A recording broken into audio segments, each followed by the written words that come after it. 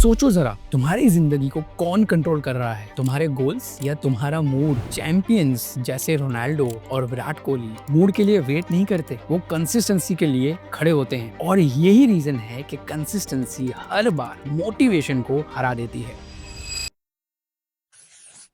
Ronaldo का एक interview याद आता है जहां उसने बोला था, ट्रेनिंग के दिन ऐसे होते हैं जब मेरा मन बिल्कुल नहीं करता, लेकिन अगर मैं मूड पे डिपेंड किया होता तो मैं वर्ल्ड का बेस्ट फुटबॉलर नहीं बन पाता। तो आप क्या समझे, तुम और तुम्हारे सपने के बीच की सबसे बड़ी रुकावट है तुम्हारा ये मूड। और मूड की वजह से क्या होता है, हम कल पे डाल देते हैं वो चीजें जो आज शुरू करनी चाहिए थी। पिक्चर दिस, मुंबई का एक आईटी प्रोफेशनल थर्सडे नाइट काम खत्म, ट्रैफिक से परेशान, जब वो घर आता है, खाना खाता है, नेटफ्लिक्स ओपन करता है और बोलता है, यार जो मेरा साइड हसल था, जो मेरा साइड प्रोजेक्ट था, उसे मैं कल शुरू करूंगा। पर कल कभी नहीं आता। यही तो प्रॉब्लम है, हम कंसिस्टेंसी को पोस्टपोन करते रहते हैं। अब सवाल ये है कि मूड इतना पावरफुल क्यों लगता है। चलो इसे थोड़ा और डिटेल में समझते हैं। देखो, मूड के पीछे हिडन होता है डर और आपका डाउट। डर कि मैं फेल हो जाऊंगा और डाउट ये कि मैं ये कर पाऊंगा या नहीं। लेकिन जब तुम एक्शन को प्रायोरिटी देते हो तो तुम अपने ब्रेन के इस ड्रामा को तोड़ देते हो, और रिजल्ट परफेक्ट हो या ना हो, तुम अपनी पहली जीत वहीं जीत लेते हो जब अपने मूड के खिलाफ खड़े हो जाते हो। और इंटरेस्टिंग बात यह है कि जब तुम एक कदम लेते हो, उसी से अगला मैजिक ट्रिगर होता है।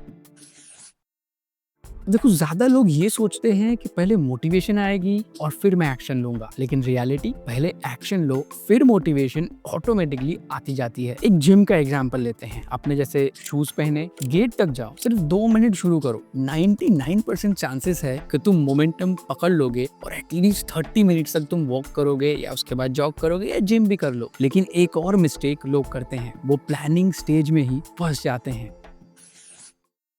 गलती सब यही करते हैं, लाइफ टाइम के लिए बड़े बड़े कमिटमेंट्स ले लेते हैं। आज से हमेशा मैं 5 बजे सुबह उठ जाऊंगा, लेकिन रिजल्ट 5 दिन बाद आपका वो रूटीन खत्म। तो इसका सोल्यूशन समझते हैं। अपने ब्रेन को शॉर्ट टर्म चैलेंज दो, अगले 7 दिन में ये काम मैं डेली करूंगा। शॉर्ट टारगेट्स डुएबल लगते हैं और हम स्टार्ट करते हैं, और स्टार्ट ही आपकी जीत का सबसे पहला स्टेप है। और शुरू करने के बाद सबसे बड़ा ट्रैप क्या होता है, सब कुछ एक साथ करने की कोशिश। तो ये एक और ट्रैप है कि एक साथ 10 हैबिट्स या 10 नई स्किल्स शुरू करने की कोशिश। फोन कम यूज करूंगा, एक्सरसाइज करूंगा, रीडिंग भी करूंगा, और साथ में अपनी डाइट भी चेंज करूंगा, और फिर होता कुछ भी नहीं है। देखो बॉस, रूल सिंपल है, एक वक्त पे एक हैबिट मास्टर करो, उस पर 100% फोकस लगाओ। जब वो ऑटोमेटिक बन जाए तब आप उसमें दूसरी हैबिट को ऐड करना शुरू करो। और जब तुम एक हैबिट पे टिक जाते हो, तब आता है कंसिस्टेंसी का असली टेस्ट।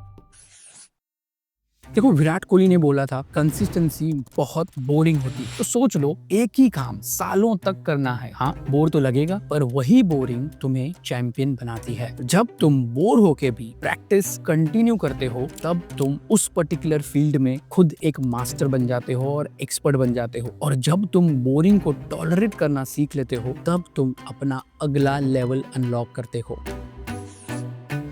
और इस दिल वर्सेस दिमाग की ट्रेनिंग में, जब दिल बोले कि मूड नहीं है, तो दिमाग से पूछो, ये काम क्या जरूरी है? अगर आंसर हाँ है तो बस उसे शुरू कर दो। ये सेल्फ ट्रेनिंग तुम्हें एक ऐसे जोन में ले जाएगी जहां मूड का कोई रोल ही नहीं बचेगा। कुछ एक्शनेबल स्टेप्स देखते हैं, जहाँ पे स्टेप नंबर 1, जो मूड का आपका ड्रामा है उसे इग्नोर करो। स्टेप नंबर 2, सिर्फ एक छोटी हैबिट उठाओ और उसे मास्टर करो। स्टेप नंबर 3, बोरिंग को टॉलरेट करना सीखो, और बस तुम्हारी लाइफ का स्टीयरिंग व्हील वापस से तुम्हारे हाथ में आ जाएगा। रोनाल्डो और विराट ने ये रूल फॉलो किया, अब तुम्हारी बारी है। तो आज से नहीं, कल से नहीं, अभी से शुरू करो।